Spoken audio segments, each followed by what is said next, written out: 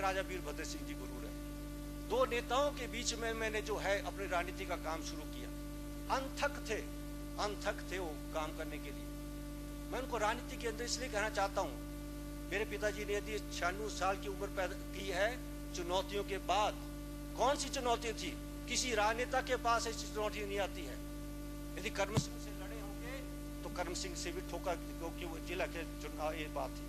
और उसके बाद भी उन्होंने जो राजनीति के अंदर जिस तरीके से उन्होंने मेरे को भी कहा कि बेटा, यदि वक्त कैसा होता है इंसान के पास, आज मुख्यमंत्री जी के पास वक्त है, किसी मंत्री के पास वक्त है, उन्हें कहा कि पावर कभी मिलती है, उस पावर का इस्तेमाल करो, काम करो, लोगों के काम करो कि पहचान बन जाए। और वही चीज मैं आपको इस सदन में इसलिए कहना चाहता हूं कि जब वो पहली बार जब वो मंत्री बने, फाइनेंस और पेट्रोलियम विभाग उनको मिला, और उस वक्त की हालत क्या थी हिमाचल की, क्या किसी ने सोचा है? बहुत से लोग हैं जिन्होंने इस बात को नहीं सोचा।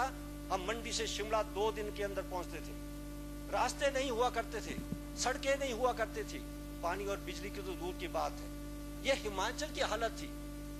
उस वक्त विकास करना बहुत बड़ी चुनौती थी। आज तो हम बड़ी बड़ी बातें करते हैं कि क्या किया, पूर्व में क्या किया, ना पैसा होता था, ना मशीनरी होती थी।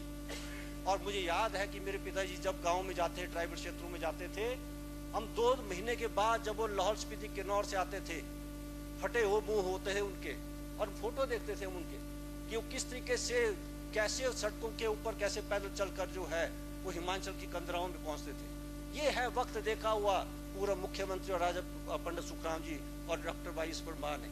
ये कांग्रेस की इस वक्त की बात मैं इसलिए कहना चाहता हूँ, कुछ बातों को मैं इसलिए स्टेट करना चाहता हूँ कि ठीक है 1998 का समय आया, पूरे हमारे यहाँ पर महेंद्र सिंह जी ने इस बात को कहा।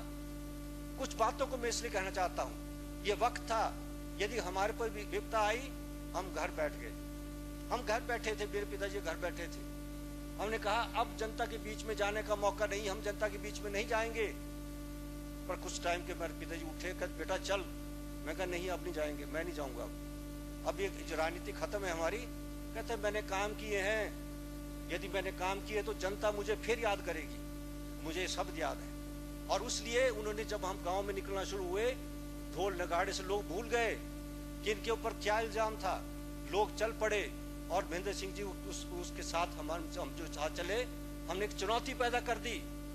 और उस वक्त भी जब हमने भारतीय जनता पार्टी की सरकार बनाई, उस वक्त भी यदि हम भारतीय जनता पार्टी की सरकार, जब हमने प्रेमकांत धूमल जी को याद होगा, बहुत से लोग, मेरे ख्याल बहुत से लोग उस वक्त थे, राजा वीरभद्र जी को वोट दे दी गई।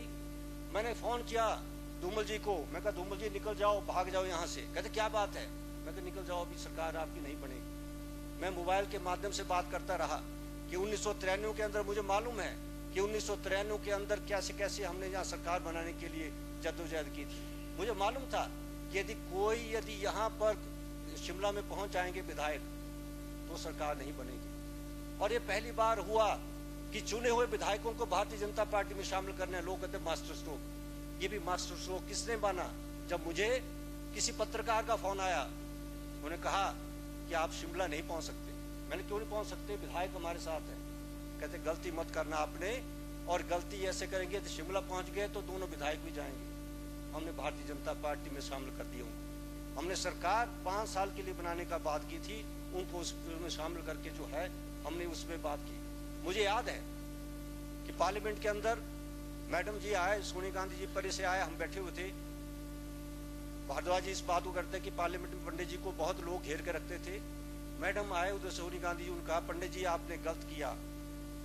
डैडी ने कहा, क्योंकि मैं देखा ऐसे करके बात करते थे हमेशा, उंगली उठाना उनको पता नहीं, कई बार में बोलता है डैडी आप उंगली ना उठाया करें, परंतु उनकी अपनी बात थी करें उनकी। तो मैडम मैंने कहा था कि मैं सपोर्ट करूंगा, माइनस करूंगा, आपने माइनस नहीं किया, मैंने नहीं किया।